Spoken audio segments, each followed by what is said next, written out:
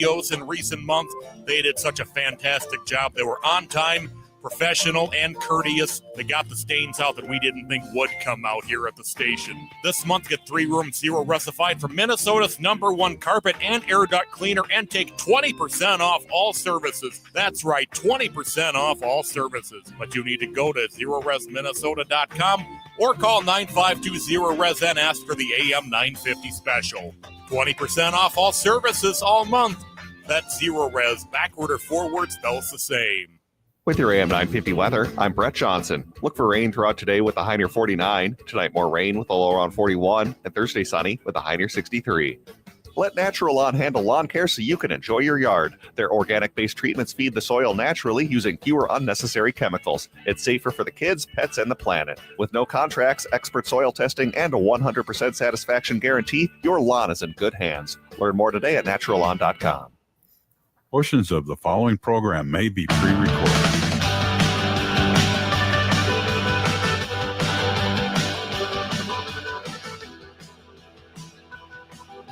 Broadcasting live at 2 p.m. from the studios of AM 950 KTNF, the progressive voice of Minnesota, and airing weeknights at 8 p.m. on WCPT 820, Chicago's progressive talk, where facts matter. Welcome to the Gailey Show. I am your host, John Parker, joined in studio with my executive producer, Jim Pounds. Hey, all. What is on the show today? Our featured contributor, Jake Wittich, managing editor for Windy City Times, will be back. He is reporting on Chicago's surprise search for an LGBTQ director. Cook County's LGBTQ commissioner, Kevin Morrison, is running for Congress, and a look back and a look forward at Chicago's and Vida magazine. Up first, Pride season. It is upon us. It is here, actually, for a number of communities. Mina Howland from Hastings PRIDE, Hastings, Minnesota, joins us now. Hastings PRIDE is June 14th at the Pavilion in Levy Park from 10 a.m. to 5 p.m. Mina, hello. Welcome to the Gailey Show. Hello. Thank you for having me. Absolutely. So let's get started with Hastings PRIDE. What is on the docket for this year? We have an entirely amazing agenda on deck. We really wanted to take some time right now with just all the things happening in the world to really focus our Pride this year on community, kind of really bringing together all sorts of different areas of town, surrounding communities, and really focusing on different things that brought the community together. So we have great entertainment as usual. We'll have some amazing shows to be putting on, but we've also spent some time focusing on our kids and having some quiet spaces and some open mics for them. We're going to be doing a pet parade just to really get everybody excited and bring your pets out and have a family day. Some quilting opportunities, some weddings. So there's a lot going on. I love the pet parade idea. That excited me right away. I'm sure somebody's done that before, but I've never encountered it. What a great idea. So how, what kind of pets are in the pet parade? Anybody's pet, including a llama, I hear. So I'm excited. Are the pets in costume?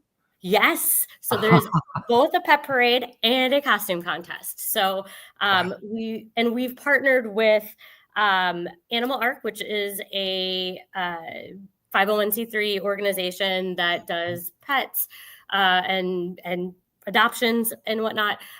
So they're going to be helping with the parade and the contest.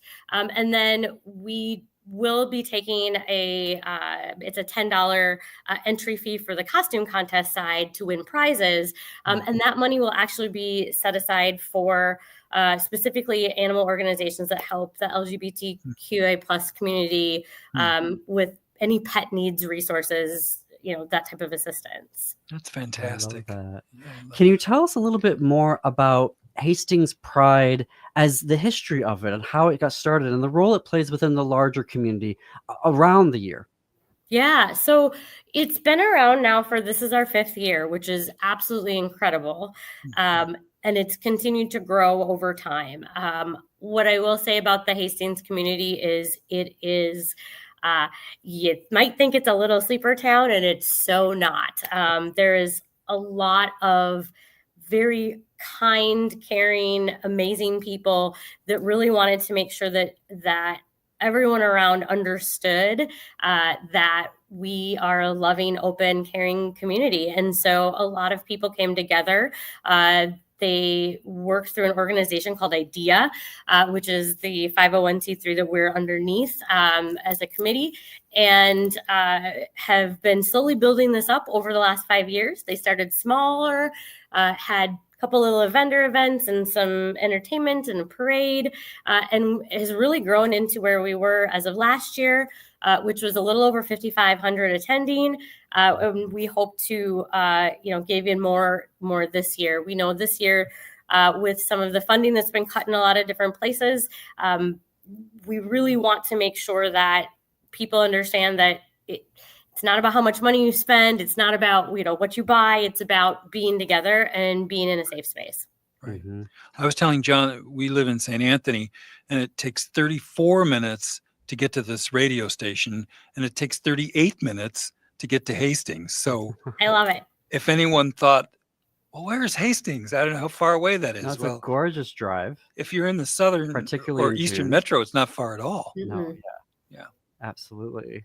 Well, So, talking about being in community, we have a Supreme Court justice and some politicians who are calling for the repeal of gay marriage. And so when I was reading about Hastings Pride having free Riverwalk weddings, I was like, oh, I want to know more about that. So Mina, tell me more about that. Yeah, I am so excited about this because I think it is really, really important that whether you're getting, let's call it legally married, renewing a vow, having a commitment ceremony, whatever that looks like, that you can do it in a place that you're surrounded by support and love. And I think we all know that sometimes people in this community don't always have that. And so what better way to be able to do that than our beautiful river town on the river, with surrounded by people that support and love you. I think that was our real big driver behind it. And we've got several different options for people. So my husband is actually going to be one of the people. We have another person who's on the committee, their sister, and then we actually have a pastor. So you've got a couple choices of what makes you feel comfortable. We welcome pictures, we welcome families, we welcome anything we can, but we just wanted to be able to give that service back in a safe, open space, surrounded with love in a beautiful location. We are talking with Mina Howland, an organizer with Hastings Pride. Hastings Pride is June 14th at the Pavilion in Levy Park from 10 a.m. to 5 p.m. And I think right there, a bunch of listeners were like, oh my gosh, how lovely would it be to drive over there, have this beautiful ceremony on the river. How does this, so is it like a walk-up scenario, or is there a website where folks have to like sign up for this? Sorry, sometimes my light goes off in this room. So basically, yes, we will have a sign up available. And so that will be up on the website later today. And you'll be able to just go online to our website and type in or search for wedding. And there'll be a form you can fill out. You just tell us a little bit about yourself, names, pronouns, type of ceremony you're interested in. And then if it is a legal ceremony, just so that we know that we have the ordained people that are able to sign and do all of the legalities for you available, and we'll kind of get you in the rotation, but it'll basically be there all day. So we've got plenty of openings times, and with 3 people in the rotation, we will absolutely make it work for everybody we can. Okay.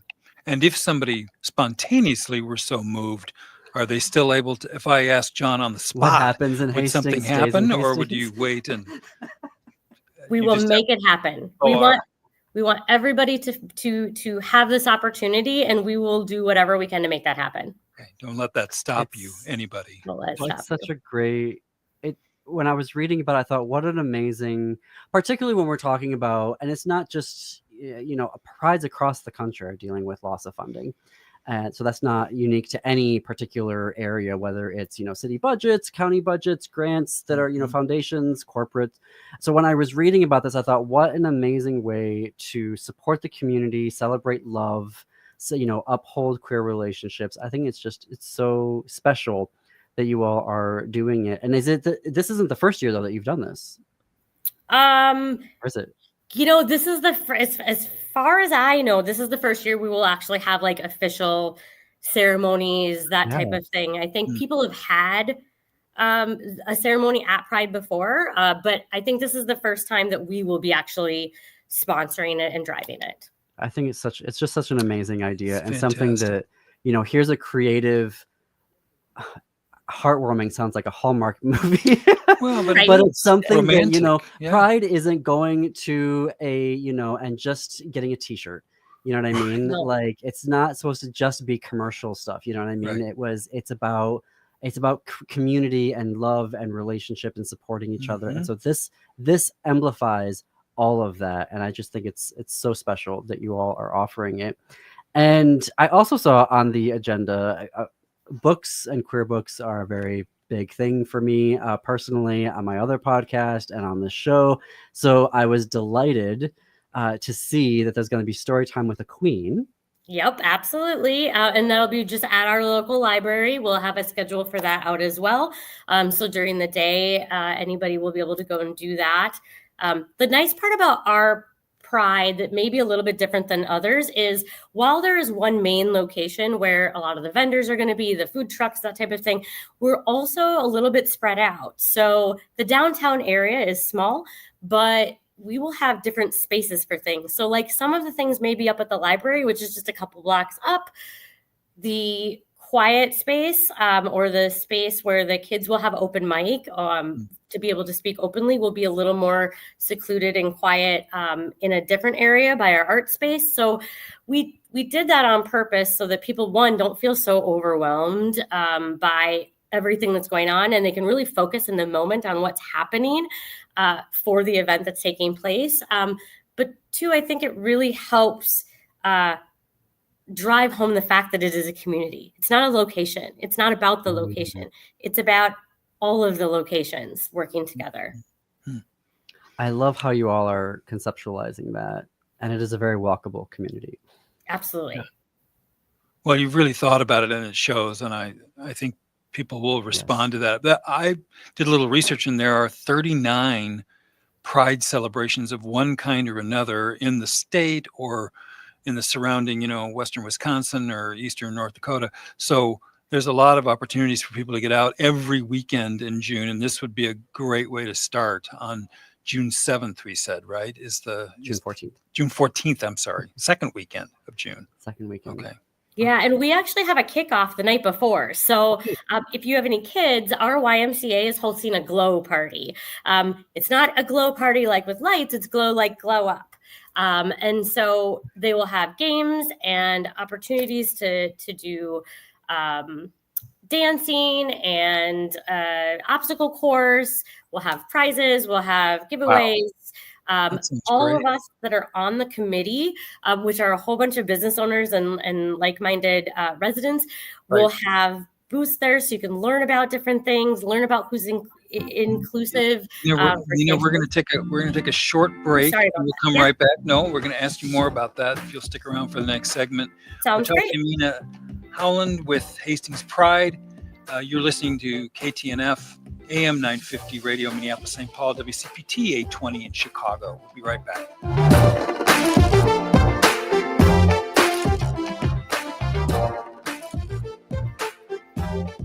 The Stronger Together Pride Benefit Concert and Dance Party is coming to the Granada Theater in Uptown on Thursday, May 30th, and it's one night with a whole lot of heart.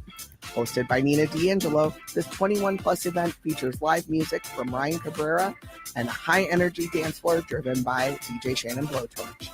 It's an incredible celebration, but it's also a fundraiser with a whole lot of impact. This year, Twin Cities Pride is facing a $200,000 funding gap after losing major sponsors. This event is a powerful way for the community, supporters, allies, and everyone who believes in Pride to step up and help close the gap. There are multiple ticket options available from general admission to premium experiences. So however you show up, you're making a difference. Presented with support from the Car Guy Concierge. Find tickets and event info at tcpride.org. That's tcpride.org. Celebrate, support, and help power what comes next, because we are stronger together.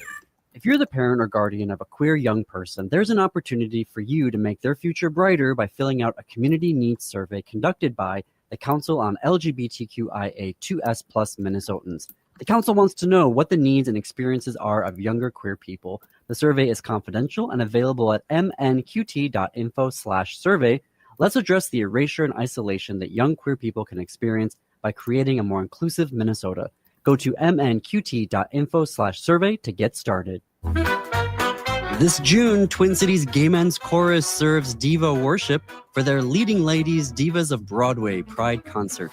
Feel the heat, the passion, the undeniable power of music that sets your soul on fire.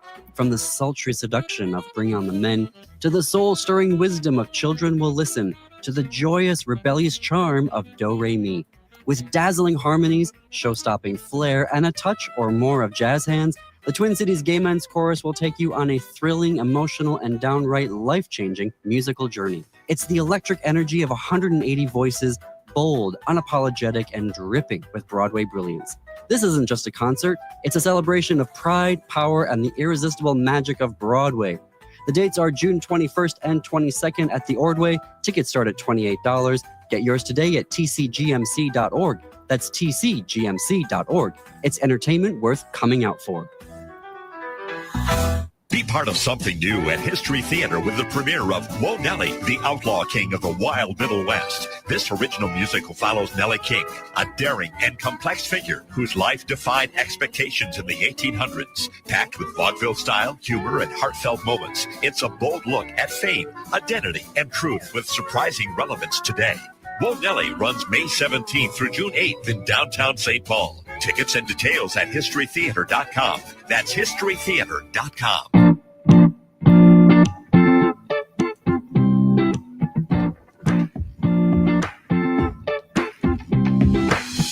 Welcome back to the Gaily Show. I am your host, John Parker, joined in studio by my executive producer, Jim Pounds. It is 21 minutes after the hour. Pride season is upon us. Mina Howland from Hastings PRIDE is here with us to talk about Hastings PRIDE, which is June 14th at the Pavilion in Levy Park from 10 a.m. to 5 p.m. Mina, I wanted to ask about the open mic. So that is an event. I mean, tell us more about that, because I think that might be a really special place for, and I want to hear more about that for attendees who may be thinking of coming. Yeah, I think that, I know that the open mic concept has been around for quite a while, and we tend to have them at a lot of the Pride events where people can come and tell their story or say their truth or talk a little bit about what, maybe their experience is. I think that right now, especially when it comes to our youth, that is something that is really important for them to have the opportunity to do. And it's not that our adults don't need it, but I really think that at the current space in the world, that the kids really need a little bit of an extra space to be able to articulate their feelings and talk about what's happening in their heads without that oversight. And so we really wanted to have a quiet, safe space for them to be able to talk and speak their truth and be able to tell their stories and listen to other people their own age talk about their stories. So we really made an intentional space for that this year, specifically for our youth, so that they could do that at this event. There's so much intentionality going into this Pride, and the thoughtfulness of it is just so. Thank you for that. And I think I appreciate that you're saying that, youth right now, because they are the spaces, the schools are the front line, right? All the legislative attacks are focusing primarily on schools and then in hospitals, right? In healthcare. And so I think that's just going to be such an important space for folks to be talking and sharing their stories. And is this like a walk-up situation? Yeah, so this will be a walk-up situation. It will be in our art space, which is at the end of our downtown area. There's a small area that they will be able to go inside, sit around. It's a beautiful area. They'll be able to just kind of go up to the mic and speak their truth, tell their stories. I want to know more about the environment. Feels obviously different this year, the context of Pride this year. Talk to us about how, obviously there's a lot of events that you all have been very specific in how you're choosing them, how you're going to be running them this year to respond to those needs. On a more meta level, I guess, talk to me about the need for Pride and why we still need to be having these events and how we can respond to what's going on right now. Because I don't want my children to feel like they cannot be themselves with what's happening in the world. I'm sorry. Both my kids are in the space. Both my kiddos are amazing and strong and speak about who they are and are proud of who they are. But we also know that at this time that can come with some backlash or some risks that we don't want our children to have to endure. At the same time, I don't want them to hide who they are. And so part of me stepping up to run this committee this year was the fact that I wanted to ensure that for my kids, for your kids, for anyone who is raising the next generation, that everything that came before them didn't come for nothing. And that is a continued message that we send out. Sorry. No, don't. They're very lucky to have you as a champion like that. I know. I wish my parents had been like that. We're talking with Mina Howland, organizer with Hastings PRIDE, which is June 14th. There is so for some folks, there will be that concern of how do I be in community and be there in safety? What is that? How are you thinking about going? Like, how did that come up in the planning process? Is my question. Yeah. How do we, the community, keep safety for ourselves during Pride? We actually have multiple security measures in place, which is great. And we work in conjunction with our local law enforcement. They're there, they're aware, but they're also kind of in the background, right? We don't want people to feel that they're overbearing or on top of anything. We have our own staff as well, and we've really communicated. Our entire committee that's operating this is from youth all the way up to older people. So it's not just about the people that are designated as security. We have the GSA groups from the different high schools that will be coming. They will be on point to let us know if they see anything, hear anything. This is a see something, say something community. That's how we're going to move forward. That's great. I love that. Yeah. I love that. And this is, I mean, it's billed as a family event. 100%. I can really tell you being as a mom. I really appreciate this. What you're saying right now it's really resonating with me, and I'm being, because I'm gonna start. I'm gonna start crying myself. No, it's so important to see.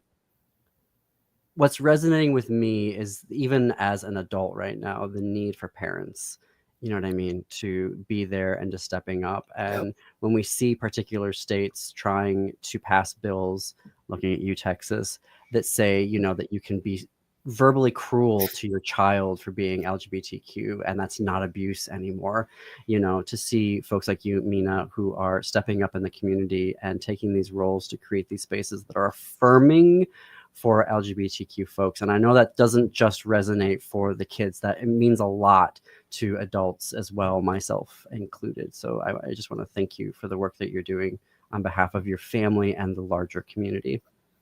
Absolutely. And I think, you know, I look at what's happening in Iowa, right? And how, you know, I have friends, very close friends that are in Colorado, and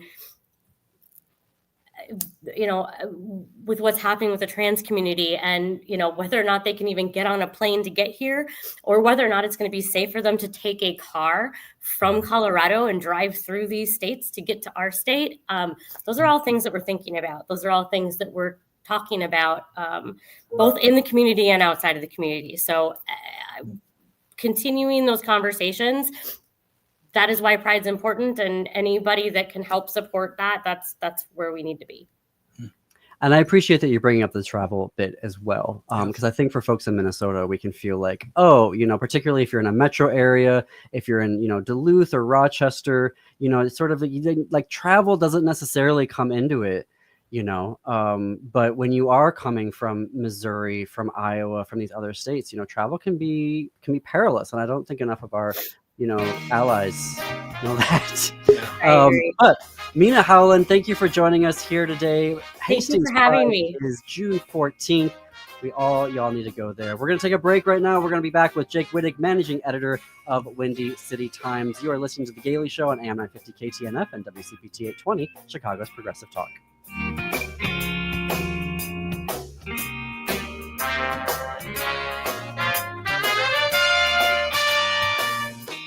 Wake up with your favorite sexy liberal, me, Stephanie Miller, every weekday morning from 8 to 11 right here on AM 950, the progressive voice of Minnesota.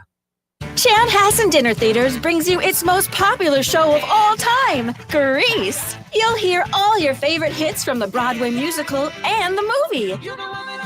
Join the whole gang at Rydell High. We'll sing, we'll dance, we'll bring you back to high school life in the 50s. Poodle skirts, bobby socks, the soda shop, and drive-in movies. Grease, it'll rock your socks off. Order your tickets today. Visit chanhassendt.com. When was the last time you had your roof inspected for extreme weather and hail damage? This is Chad, owner of AM 950, to talk about the exterior construction company I trust, Snap Construction. If you've noticed new roofing projects in your neighborhood, your home was likely hit by hail last summer and experienced damage. Snap Construction is helping homeowners like you, and they're the roofing specialists I trust. They are the most well-reviewed contractor in the Twin Cities and have a ton of positive customer reviews from homeowners just like you. Even better, Snap Construction's installations are backed by a lifetime warranty, so you know you're dealing with a qualified roofing expert. You want to work with a company that will be here for a long time after the work is done. Snap Construction has handled thousands of claims and will help you through the process. Do yourself a favor and get a free roofing inspection so you have the facts and peace of mind you deserve. Call Snap Construction today at 612-333-SNAP. That's 612-333-SNAP.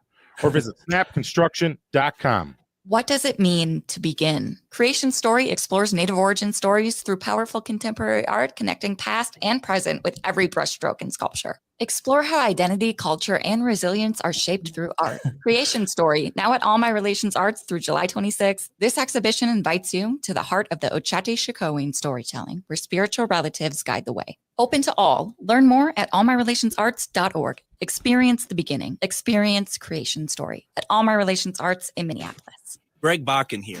I've told you about the out-of-the-world roast beef sandwiches at Maverick's Real Roast Beef, but I haven't told you about their Philly steak sandwiches, turkey bacon avocado sandwich, BLT, crispy chicken, fish sandwiches, brisket, or pulled pork. Okay, you get the idea. They make a lot of delicious food to the same standard as their famous roast beef sandwiches, and now I'm starving.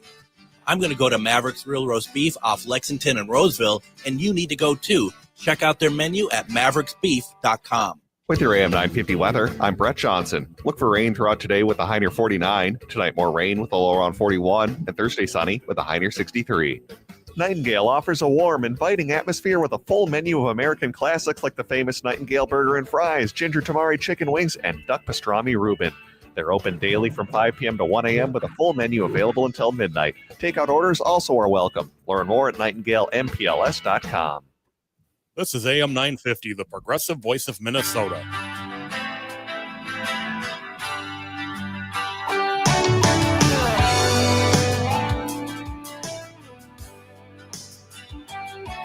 Broadcasting live in the 2 p.m. hour from the studios of AM 950 KTNF, the progressive voice of Minnesota, and airing weeknights at 8 p.m. on WCPT 820, Chicago's Progressive Talk. Welcome back to the Gailey Show. It's 33 minutes after the hour. I'm your host, John Parker, in studio with executive producer Jim Pounds. We are very proud to be in partnership with Windy City Times. Windy City Times has been the voice of Chicago's LGBTQ community since 1985.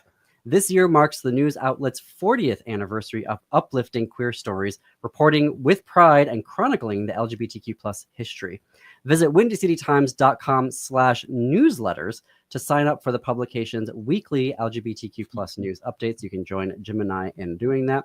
Every other Wednesday, we are joined by Jake Wittich, who is the managing editor of Windy City Times, where he reports in-depth stories on Chicago's LGBTQ plus community and oversees the publication's growing newsletter operation, of which we're going to talk about later in the episode here. Jake, it's so good to see you. Yeah, hello. How are you today? Well, still a little teary-eyed from our first guest, but some big news that you're covering here in Chicago. So ideally in our cities, we want city administrations to have LGBTQ advisory councils and also have dedicated positions to coordinate and direct LGBTQ policies. In Chicago, Mayor Johnson promised to create such a position last year, but it sounds like the search for it just kind of got sprung on everybody. Yeah, it's a promise they made last year that they were going to be more engaged with the LGBTQ plus community. And part of this was they were going to create this chief LGBTQ plus officer role. And they had planned to hire them by the fall of last year, but they pushed the deadline back to have a more thorough process. But applications kind of quietly went up a couple weeks ago, and the deadline was like 10 days later, not even business days, like 10 days flat. So it really blindsided the members of the mayor's LGBTQ plus advisory council. And overall, it kind of just seems like the mayor's office fumbled this whole thing that was supposed to be a positive for the community. Did folks... Well, it sounds like then folks like even like leaders in the community, I'm thinking like nonprofits, community orgs who may be applying, but also you would lean on to, hey, this position is open. I'm going to tell my networks about it. Like, was the community even aware that the posting had happened? From what I've gathered, no. I attended, so the LGBTQ plus advisory council is a public body. So due to the Open Meetings Act, I was able to go to their meeting, and they have one every quarter. I didn't know this was going to come up. I was just like, what are they talking about today? Let me maybe get some story ideas. And then a representative from the mayor's office came in and they're like, oh, by the way, we posted this job yesterday and we need your help sharing it. This LGBTQ plus advisory council has about 15 or so members, I think, maybe up to 20. And most of them are nonprofit leaders here in Chicago, community organizers, longtime activists. And everyone, I can't say everyone, I didn't confirm with everyone, but most of the people in the room were shocked and stunned that this posting had gone up and nobody knew about it. I learned at the same time that many members of the advisory council did. Wow. That's...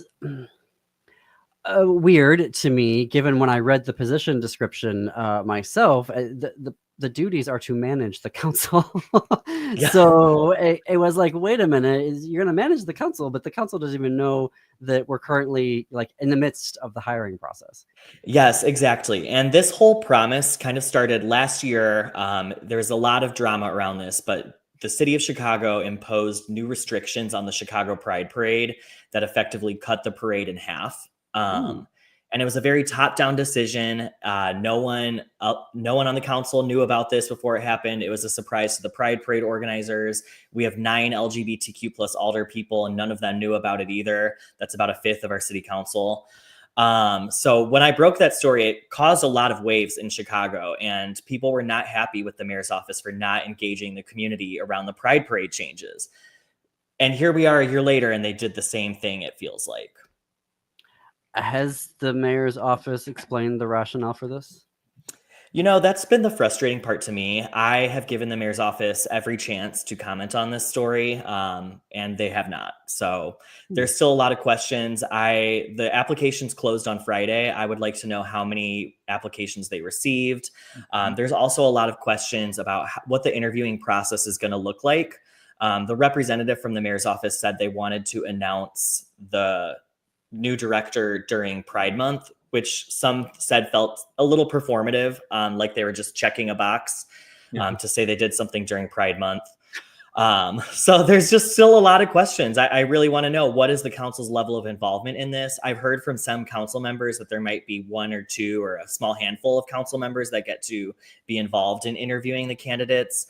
But again, I've heard nothing from the mayor's office on this. I was going to ask about that. So there may be an opportunity for council members to interview and screen candidates. Yes. And so last fall, the mayor's office invited a bunch of the council members and other LGBTQ plus leaders to not their office, but a meeting place downtown where they outlined this whole process. And a representative from the mayor's office, she no longer works there due to family reasons, but she promised at that meeting, and these were like direct quotes in my article, that the council would be very much in the weeds of the hiring process and that they were building the position in collaboration with the council. So to hear that a whole job description was crafted and posted without collaboration from the council kind of goes against those additional promises they made. Maybe they overpromised and underdelivered, you know?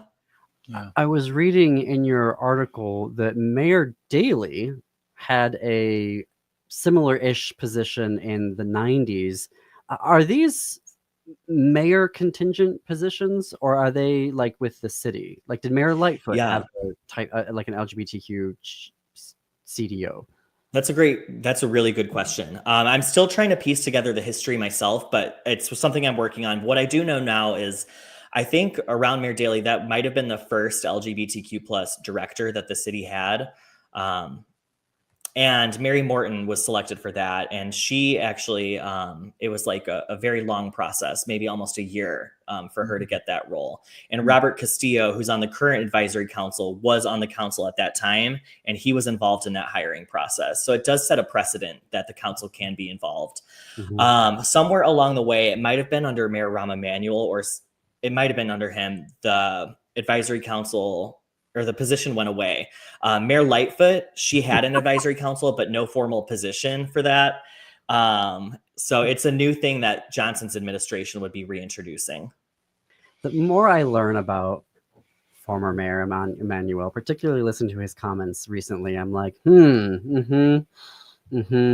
yeah.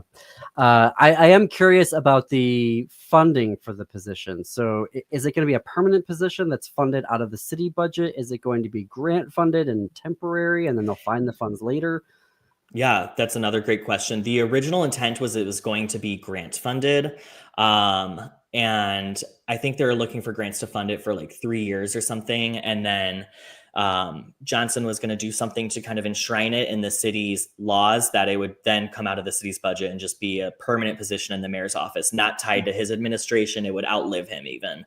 But the city was unable to find grants. So instead they found money within the city's budget to fund this position. I do question how they found money where it's in the news we're facing a deficit, you know, and it's hard to piece these budgets together. So when we're making cuts elsewhere, I do wonder how they found money to do this. But I'm not saying it's bad they did. It's great to have someone in this role. But the first thing that occurred to me when I heard how quickly it happened is that they've identified somebody already. You know, it's like, oh, we've got this person and we've got 2 candidates, and let's not turn this into a rodeo with 25 people. Let's just run this quick through and get it done. I wonder. I mean, it's a strange way of timing it, I think. One of the council members asked the mayor's office that during the meeting, and the mayor's office said the fix is not in. However, Mayor Johnson has had some controversies for other roles in his administration where that has essentially happened.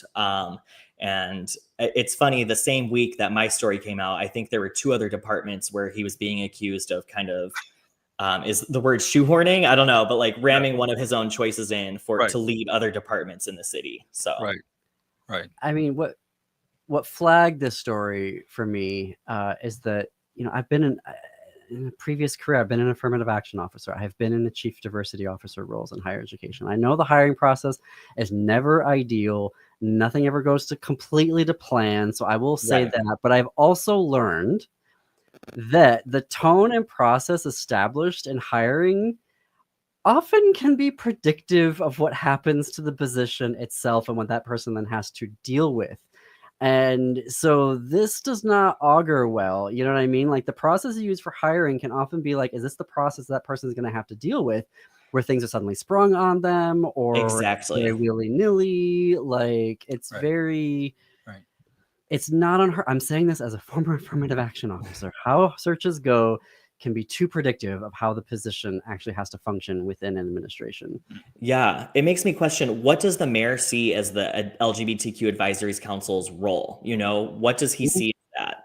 And that's something that this officer is going to have to figure out. And I think the council has questions too. What is our role? You know, when they speak out against the mayor's office, they kind of get their wrists slapped, you know, and what is their role then if it's not to advise? Mm-hmm. Yeah. Yeah. Well, yeah, these roles are tricky. And, you know, as I eventually got to be at, I would actually advise like organizations. I'm like, do not create a chief diversity officer role or any type of these roles unless you're ready to commit to this and do it correctly. And if you're not going to do the process correctly, then it's going to blow up in your face, and you're going to get issues like this.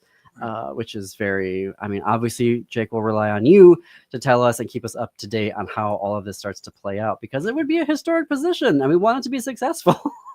Yeah, you know, and that's the big thing. I do want to spread, or it's too late now, but I wanted to spread the word that this position is out there, but people do need to know the story behind it. You know, it's interesting. Fact check me. When I was looking at the position description, I wrote down here that it closes on the 23rd. They might have extended it. I'll have to double check that. I don't know. Yeah, we'll have to look that up. I don't know where I wrote the 23rd here. We'll look that up. We'll put it on our Blue Sky afterwards to let folks know if it's closed or still open. Speaking of the politics of stuff, Commissioner Kevin Morrison, Cook County Board Commissioner, has announced a run for Congress. If I understand this correctly, the first LGBTQ out politician on the commission, right? Yeah, the first openly gay person elected to the Cook County Board. There's been a few since him. One of them was Anthony Quesada, who I recently reported was appointed alderman. So he's left the board and now is in city council. But Kevin Morrison, he has been on the board since I think it's 2018. And he is now running for Congress. He wants to replace U.S. Rep. Raja Krishnamurthy, who he actually worked for at one point. But Raja is going after Dick Durbin's seat, so Kevin wants to fill his. We are talking with Jake Wittich, managing editor of the Windy City Times. It's probably too soon for Commissioner Morrison to have a platform, but can you tell us a little bit about his background? Like, what did he do on the board that may be instructive to how he might be as a representative?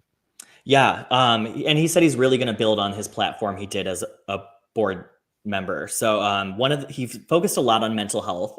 He experienced bullying and mental health issues growing up, and he said without a therapist, he wouldn't be here today to be serving in this role. And that's a right everyone should have. Everyone should have access to mental health services like he did. So he helped he led the creation of Cook County's first ever Department of Behavioral Health, which is housed within the Department of Public Health. And it's meant to plug in all the gaps, fill all the gaps where mental health care is not available to people in the county. So he wants to bring that on the national level. And then another thing he's been really focused on is human rights, especially for the LGBTQ plus community. He got it codified in Cook County law that discrimination, you couldn't be discriminated against based on gender identity, which was pretty huge. And he also helped make sure that all Cook County documents requested a person's gender identity rather than their sex assigned at birth. Wow. That's good to know. I have some more questions about Mr. Morrison after the break. I have to take a break here. We're going to talk more with Jake Wittich from Windy City Times about Kevin Morrison's candidacy, but also En La Vida, which is the voice of Chicago's Latina LGBTQ plus community. So one last break, lots still to get to. You are listening to The Gailey Show.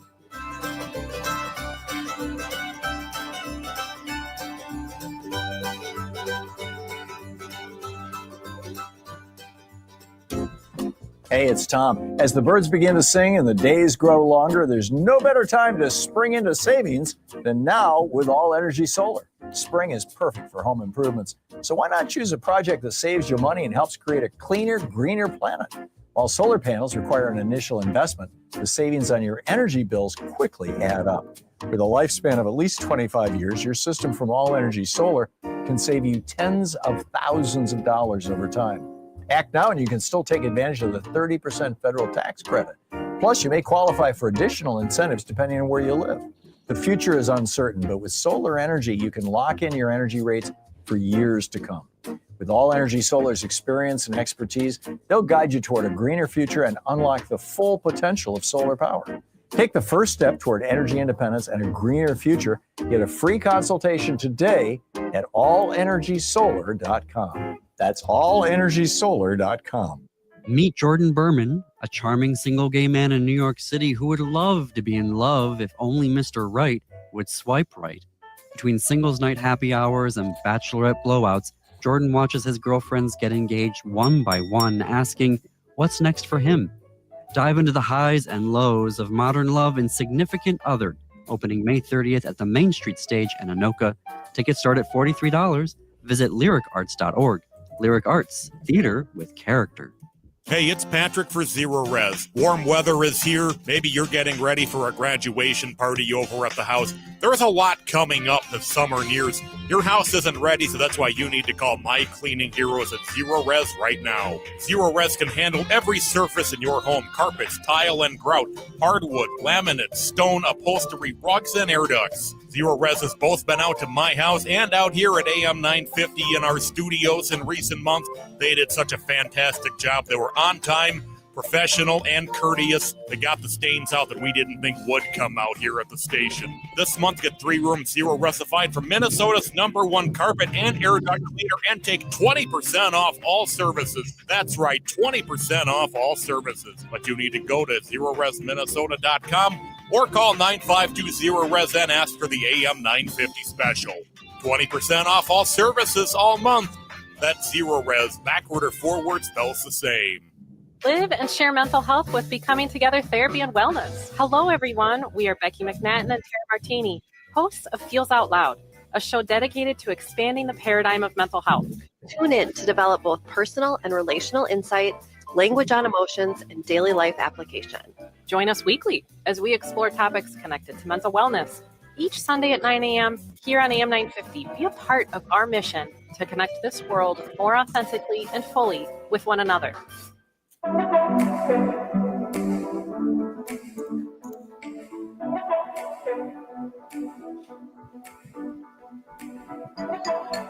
Welcome back to the Gailey Show. I'm your host, John Parker. It is 9 minutes before the top of the hour. We are very proud to be in partnership with Windy City Times. Windy City Times has been the voice of Chicago's LGBTQ plus communities since 1985. Every other Wednesday, we are joined by Jake Wittich, who is their managing editor, where he reports in-depth stories on Chicago's LGBTQ plus community and oversees the publication's growing newsletter operation. Before the break, actually, I just want to say, because I looked it up real quick here in the break, that the closing date for the director of LGBTQ plus affairs, at least on the PDF off of the city's website at the end in big red font, says it closes on May 23rd. So at least according to that, applications are still open if you want to apply. But right before the break, we were talking about Kevin Morrison, who is put his hat in the race for Congress in Illinois. And so you were saying, and I wanted to know this because I think there are some LGBTQ folks who get into politics and they kind of shy away or they don't deal with LGBTQ plus issues. Right. They want to be, seen as I'm everybody's representative or senator. But it sounds like, and I'm looking at you, Representative Chris Pappas, who voted to take away healthcare for trans kids in the National Defense Authorization Act last December. Not going to let that one go. But Jake, in terms of Kevin Morrison, that sounds like he does have, he's willing to engage in issues that affect the community and wants to advance and put forward legislation that would benefit the community and wouldn't shy away from that. Yeah, exactly. It's a big part of his identity, being queer, and he's not going to put that on the shelf to serve the people. We can serve queer people and serve everyone else in this world at the same time, And I think it's noteworthy, especially as I was on maybe a couple months ago talking about some of the Democrats who have backtracked on their support for transgender issues and people wanting to shy away from LGBTQ messaging, thinking it'll win elections for them somehow. I asked Kevin Morrison about that, and he was very clear. He stands by the transgender community. Brave Space Alliance, which is one of our Black and trans-led organizations, had its big fundraiser last week, and Kevin Morrison was there to support them. So I do think he's going to continue being vocal about LGBTQ stuff. Good.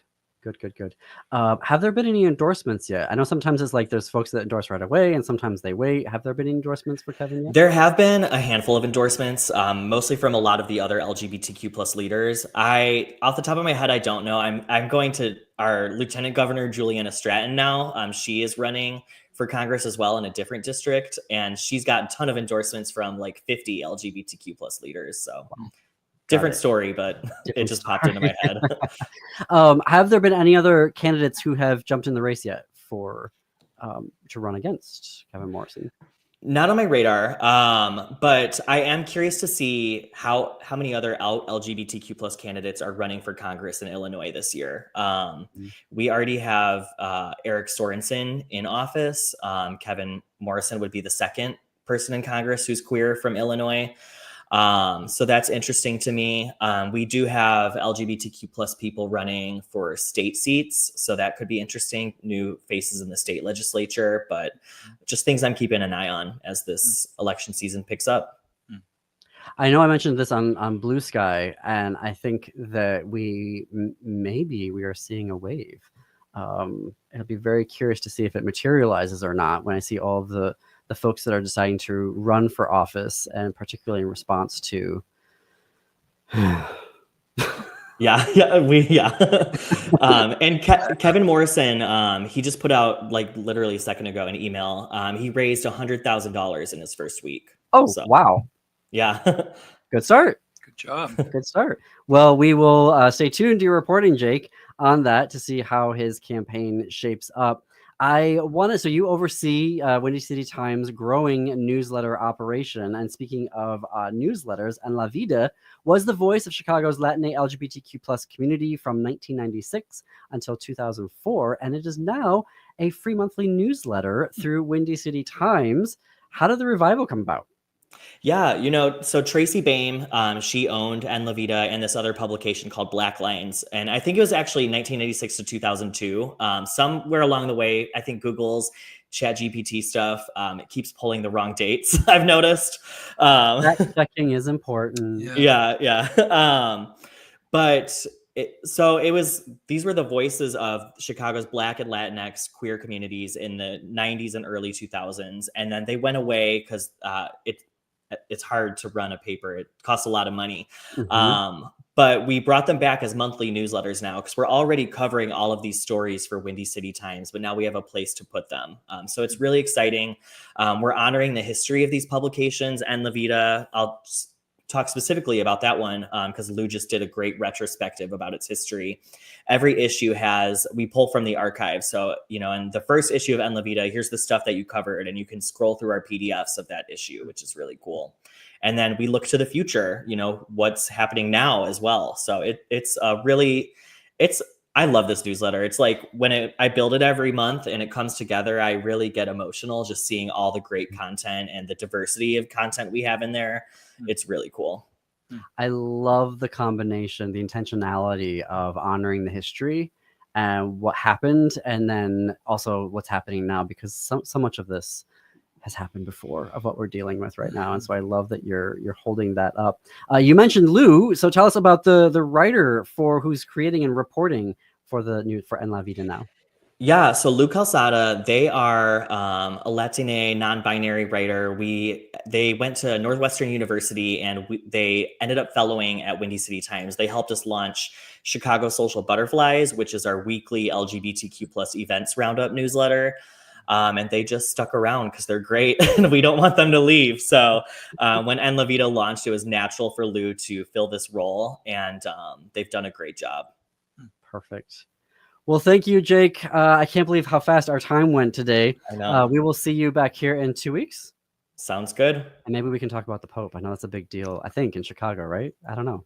Yeah, Chicago Pope. The thing, right? Anyway, thanks everyone for listening and or watching today. We have a link in our show notes and on our Blue Sky where you can read all of Jake's reporting for Windy City Times and how to sign up for those newsletters. Up next on WCPT 820 and AM 950 KTNF is the Matt McNeil Show. For folks in Minnesota, stay tuned for Native Roots Radio after that. Connect with us on Blue Sky. We're at thegaleyshow.org on Blue Sky. And until tomorrow at 2 p.m., keep it queer, America. Keep it queer.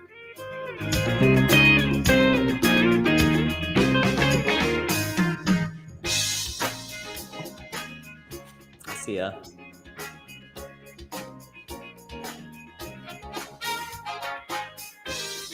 The Stronger Together Pride Benefit Concert and Dance Party is coming to the Granada Theater in Uptown on Thursday, May 30th, and it's one night with a whole lot of heart.